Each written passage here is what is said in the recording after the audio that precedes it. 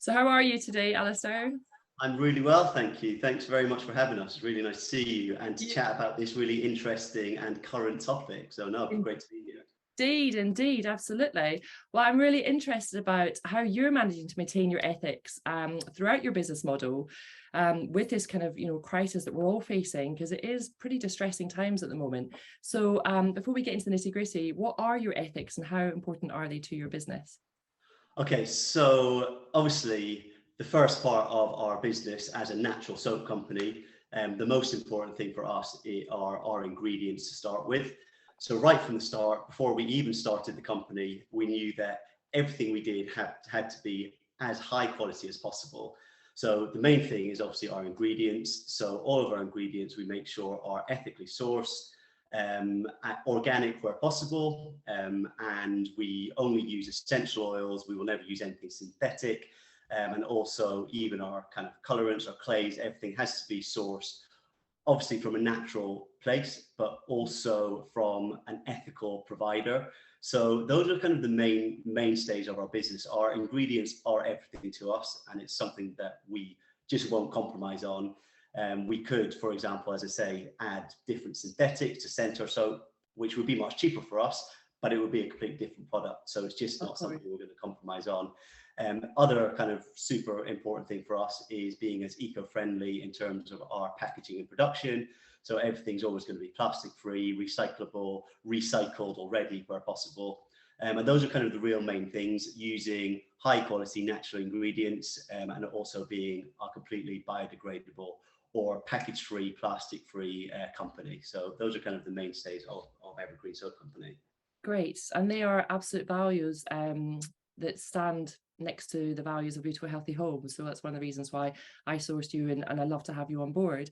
But what are the cost implications then? Are you finding that your prices are increasing? Are they having an effect on the production of your product? I mean, hugely. I think with everyone. I mean, I speak to so many other business owners and producers of kind of similar things to what we do, and prices of everything have just shot up over the last kind of 12 months particularly. Obviously the main thing that we've noticed are our ingredient costs. Since we started 2.5 years ago, some of our ingredients have literally absolutely gone through the roof. So for example, sunflower seed oil, that's one of the mainstays of our soap. Really kind of lovely ingredients used, really good for soap making, really good for your skin as well. But that has almost doubled in cost since we actually started. So all of the ingredients, essential oils have gone up. There's not really anything that hasn't increased to a certain extent since we started, which, for us, we just really tried to balance that out. And as I say, compromising on our product or our ingredient isn't really an option for us, because if we change our ingredients, change our product, we're completely changing everything that we stand for. But yeah, everything's gone up. Essential oils have gone up quite a lot, because a lot of essential oils are imported from different places around the world, depending on where those plants grow. So yeah, it really has been quite difficult in terms of just realizing that all of our costs are just creeping up all the time. Everything from, when we make soap, we then have to wash up. Even using hot water, that's obviously much more expensive than it was 2 years ago. So everything really kind of has had an effect on us.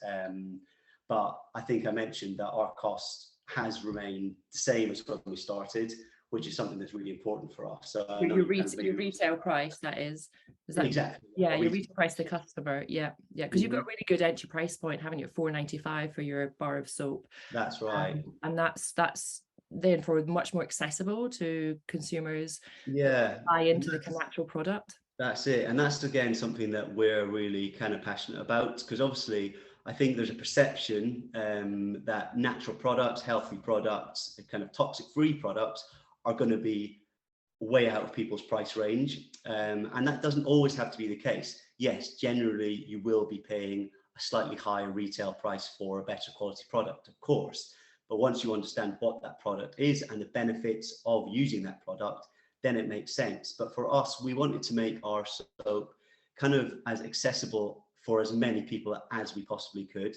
So for us, staying at £4.95, although to some people, I understand it is still an expensive bar of soap, in terms of natural soap production, it actually sits just at kind of the lower end of the price point. So for us, creating a product that was of a really high quality with really high quality ingredients, that is a long lasting, great product for your skin, that is at a retail price that is much more accessible for more people, is something that we just don't want to compromise on. And I've noticed there are a lot of other kind of small businesses, soap makers, that kind of thing, that I see prices creeping up, which I of course understand, because we've all got to have the bottom line of making profit. However, I think that for us, we're just holding out on that lower price point in hope that it will just balance out, and we maintain a trust with our customer that we're not just going to creep up and creep up and creep up, which is easy to do. But once you've crept up, you're not going to creep back down. So we would rather kind of try and ride it out for as long as we possibly can, maintain our retail price, and kind of, there will be more losses on our side, but that's just something that we've made the decision to kind of keep going with, and swallow those costs as far as we can. Yeah, absolutely. And you also offer, which is actually a really good sustainable option, which is a naked bar, so it doesn't come with any packaging. Is that right? That's exactly right. So right from the start, that's something we've offered. So online, and to our wholesale customers, we either offer our soap completely wrapped, and we've got a little kind of biodegradable tag that we stick in the top, or you can have it completely unwrapped. We don't differentiate the price of the product depending on the wrapping. It was something that we thought, we don't want people to choose the unwrapped bar because it's cheaper. We wanted people to choose the unwrapped bar because it's better for you, for the environment, all that kind of thing. That's something that we still do. Obviously, in terms of like legalities, selling skincare, selling soap, there are certain things you have to comply by. So as long as you at point of sale list all of your ingredients, all of your allergens, batch number, all that kind of stuff, as long as that's there at your point of sale, then you can sell products without any packaging, which is great for the consumer, because there is a definite feeling that you're getting something that you can take away, specifically with a bar of soap, because of course the soap is the product. There is no packaging with the soap, so you can use the soap and you're left with nothing at all. If to start with, you're not taking any packaging from that anyway, you're literally, it couldn't be less, waste free, which is great. It's a nice thing to feel when you buy something and you're not wasting anything at all. There's no packaging, even paper. And obviously, from our point of view as a business, we don't have to pay for the packing initially, which obviously works well for us. So there's a kind of a twofold, that it works well for us as well as the consumer. Brilliant. Yeah, no, it's great. I mean, when I source a brands for Beautiful Healthy Home, I'm always looking at not just the aesthetic value of the product, I'm looking at that as well, making sure it fits stylistically with the other brands that I have, but I'm also looking at the ethics and the values of that small business and how it aligns with mine. And for me, it's been a journey with soap, because I used to use shower gel, like I think most people, and had so many plastic bottles lining the bath. And it took a while for the kids to get used to the idea of soap bars as well, but they love them now. And it's been a bit of a journey for us. So it's great, just like you say, there's no waste. We even have those little bags that you can put the soap ends in, so there's just absolutely no waste at the end of the day. So it's a really nice, easy swap as well, to be plastic free. Definitely. And like you say, toxic chemical free as well, because it's all natural ingredients. So. Yeah, definitely. I think it's funny. I think bar soap has definitely had a resurgence. I think it's making a bit of a comeback. I think people are aware of so many of the benefits of it, and also aware of so many of the problems that come with other products. For example, shower gels, synthetic soaps, synthetic body washes, face washes. When you start, fragrances, that are unregulated. And as you know, when you start looking into what these products actually are, and things that we get so used to using on a daily basis, when you realize what they actually are and where they're derived from, you immediately go, I don't want to wash myself in that. I don't want to be putting that on my body every single day and smelling those scents that we get so used to, but actually they're really not good for us, and we really should be avoiding. On top of that, obviously the plastic free bar soap, you literally have the soap and then it's gone and there's nothing left, so there's no bottles.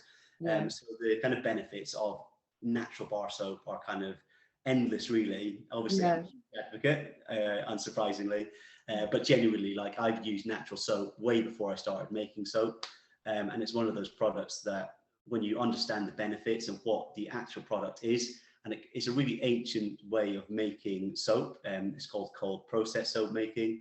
So I love that it's kind of taking something that's been used for literally thousands of years, converting fat into soap through the process of saponification, that we can take that into the modern day and really see the benefits that it holds for us in 2022 as much as it did Yeah. 4,000 years ago, literally. So yeah, amazing. Yeah, it's fascinating history. And of course, the Evergreen soaps are fabulous for face, hands, and body. So you can use them. Yeah, That's all about simplifying skincare, not thinking of we need a different bit for here and a different wash for here, and skincare should be simple as far as I think. And natural soap, it's got so many good ingredients in it: olive oil, coconut oil, shea butter, essential oils, clays, all things that not only are great for your hands and your body, your face. Just use a nice, gentle, natural cleanser, and that's all you need. And okay, a little bit of moisturizer at the end if you want to use a little facial oil, anything like that. But in a world that is so complicated in so many ways, just simplifying that side of things just makes so much sense. Just have a bar of soap and you really will see the benefit. That's what got me started, moving away from like crazy skincare, trying a natural bar of soap and seeing the benefits and seeing how well it worked for me.